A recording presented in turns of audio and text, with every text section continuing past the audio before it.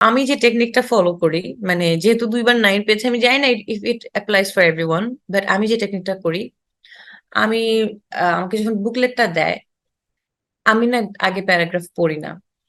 প্যারাগ্রাফটা সবসময় কনফিউজিং থাকে। আমি প্রথমে কোয়েশ্চেন গুলো স্ক্যানিং করি। হ্যাঁ, করে করে কোয়েশ্চেনের একটা ফ্রেজে যেখানে থাকে ইম্পর্টেন্ট ইয়াটা থাকে, অবজেক্ট এন্ড সাবজেক্ট থাকে না, ওই জায়গাগুলো আমি পেন্সিল লাগে আমার কাছে, পেন্সিল দিয়ে ইয়া করি। হুম। দাগাই জাস্ট স্ক্যানিং। আমি কিন্তু এখন ধরে ধরে পড়ার টাইম নাই, কারণ তোমার টাইম অনেক লিমিটেড, তোমাকে বারবার করে প্যারাগ্রাফটা পড়তে হবে। আমি ওই দাগাতে থাকি, হ্যাঁ, যে আচ্ছা এটার বিষয়ে কোয়েশ্চেনটা কোন কোন বিষয়ে আসছে, সেটা আমি একটু স্কেল দিয়ে দাগায় ফেলি, মানে পেন্সিল দিয়ে দাগায় ফেলি। দাগায় আমি এবার জায়গা হচ্ছে প্যারাগ্রাফ পড়তে। এই যে আমি একবার স্ক্যানিং করে আসলাম, আমি জানি যে প্রশ্নতে কি, একটা ফেইন্ট আইডিয়া তো আমার হয়েছে প্রশ্নতে কি কি চাচ্ছে।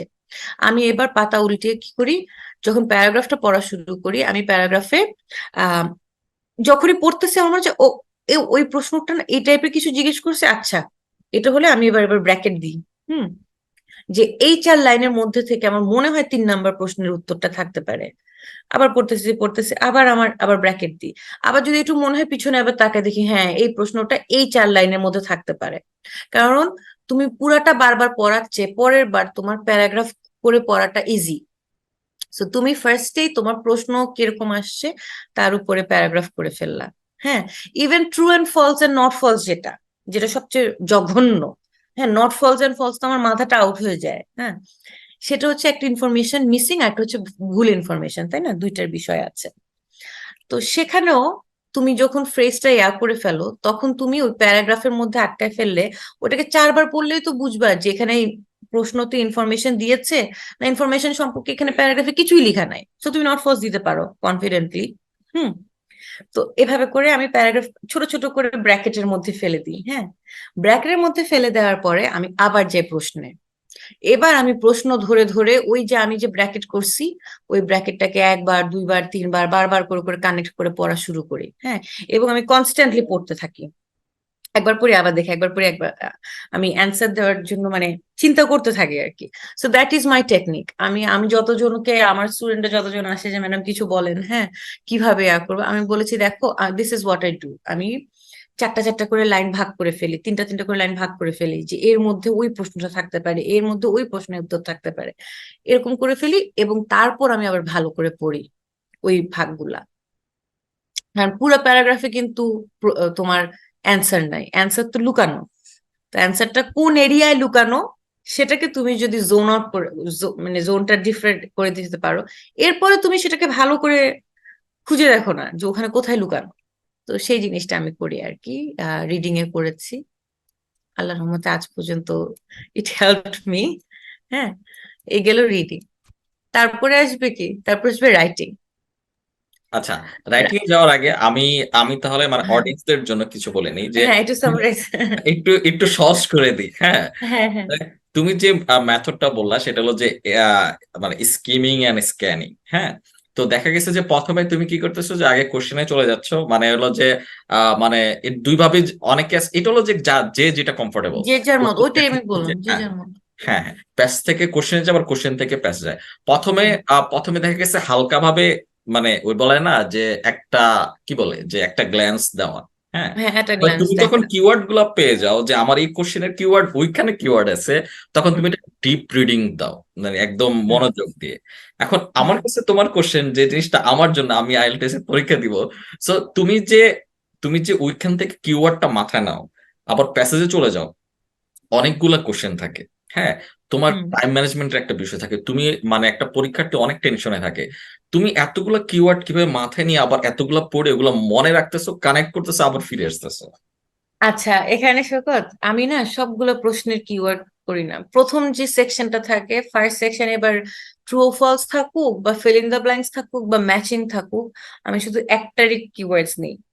একটার কিওয়ার্ডস নিয়ে যখন আমি ব্র্যাকেট করে ফেলি, আমি তো দাগাতে থাকি, আমি অনেক দাগাই, ব্র্যাকেট করি। এরপরে যখন ডিপ রিডিং দিচ্ছি, আমার ওই আর্টিকেল সম্পর্কে ধারণা হয়ে যায়, আর্টিকেলের কোন প্যারায় কি আছে সেটা সম্পর্কে ধারণা হয়ে যায়। এবং আমি ওই যে কয়েকটা যে কোনো একটা সেকশনের প্রশ্নই আমি না হয় ধরলাম, ওইটার কিওয়ার্ডস আমি দাগাই ফেলছি। এরপরে ওইটা ফিল আপ করার পরে সেকেন্ডটাতে যেটা যখন আসবো, ধরো প্রথমটা ছিল ফিল ইন দ্য ব্ল্যাঙ্কস, তারপরটা হচ্ছে ট্রু অ্যান্ড ফলস। এরপরে এখন আমি তো অলরেডি পড়ে ফেলেছি, আমি মোটামুটি জানি কোথায় কি আছে। তখন আমি যে মানে তুমি আমি হয়তো তোমাকে বুঝাতে ভুল করেছি। আমি অনেকগুলো প্রশ্ন থাকে 10টা 12টার মতন ধরো, হ্যাঁ, বা 20টার মতন ফার্স্ট প্যারাগ্রাফে। 20টায় কিন্তু পড়ি না, সেকশন করা থাকে না। প্রথম পাঁচ, প্রথমটার মধ্যে মনে করো 5 মার্ক, ওই 5টা কিওয়ার্ড নিয়েই আমি কিন্তু আর্টিকেলে যাই। কেন এটা করি? আমার ধারণা হয়ে থাকে যে আমি পুরো আর্টিকেল যদি এখন ধীর স্থিরে পড়তে থাকি, তারপর আমি আবার যাব, যে আবার কিওয়ার্ড খুঁজে আবার আসবো, তার চেয়ে আমি কুইক করে কিওয়ার্ড গুলো দেখে এবার আমি কিওয়ার্ডের অ্যাটলিস্ট একটা প্রশ্নতে একটু আগায় গেল। তো এটা হচ্ছে যে basically something that I do.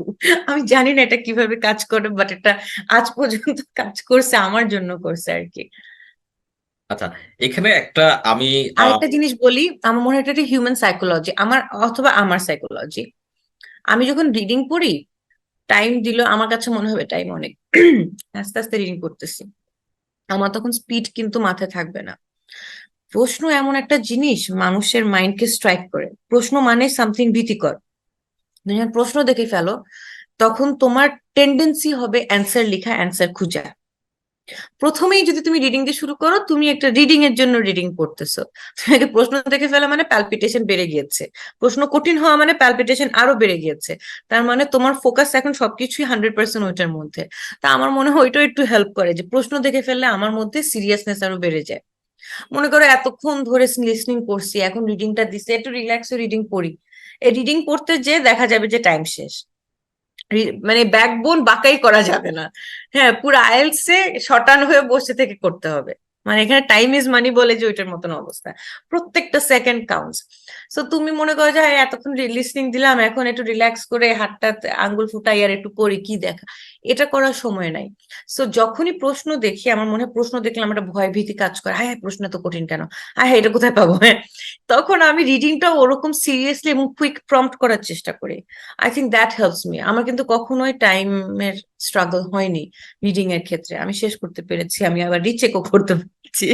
কোনোটা নিয়ে যদি আমার ডাউট থাকে, ওইটাকে আমি 3-4 বার পড়ারও টাইম পাইছি, তারপর আমি সাবমিট করেছি রিডিংটা। হ্যাঁ, এখানে এখানে একটা বিষয় কি, ধরো তোমার যেমন আহ ইংলিশ বই তারপর আর্টিকেল পড়ার একটা এক্সপিরিয়েন্স আছে। এক্স্যাক্টলি, এটা একটা এখানে বিষয়। হায়ার স্টাডিজের ক্ষেত্রে যেমন আমরা যেমন অ্যাপ্লিকেশন করার সময় দেখছে প্রফেসরকে ইমেল করা লাগছে, তো প্রফেসরের আর্টিকেল গুলো পড়া লাগছে। তো আমি না হুম, মানে আমি আমি যেটা করছি যে আমি রিডিং এ দেখ, আমি রিডিং এ কাঁচা। সো আমি যেটা করতাম তখন আমার প্ল্যানটা হলো এটা, যে আমি প্রফেসর আর্টিকেল পড়ার সময় আমি রিডিং কেমন ভাবে পড়বো যাতে আমার আইএলটিএস লাভ হয়। হ্যাঁ, হ্যাঁ, তারপর হ্যাঁ, হ্যাঁ, মানে আমি এসওপি লেখার সময় আমি গ্রামার বা সবকিছু মানে কানেক্ট করার চেষ্টা করছি, কারণ আমার এত সময় হ্যাঁ, নেই। ফুল টাইম জব হ্যাঁ, করতেছি, ফুল টাইম জব করে এত হ্যাঁ, সময় হ্যাঁ, পাওয়া যায় না। এক্স্যাক্টলি। হ্যাঁ, তো এটা মানে একটা রিডিং এর অভ্যাস করা, আই কারণ think this is very good point, hmm, very good point. প্রফেসরের না, তুমি যে কোনো রিডিং এর টাইমে মাথায় রেখে যে রিডিং যেন আমি এমন ভাবে করি যে সেটা আমার জন্য আইএলটিএস এ কাজ লাগে।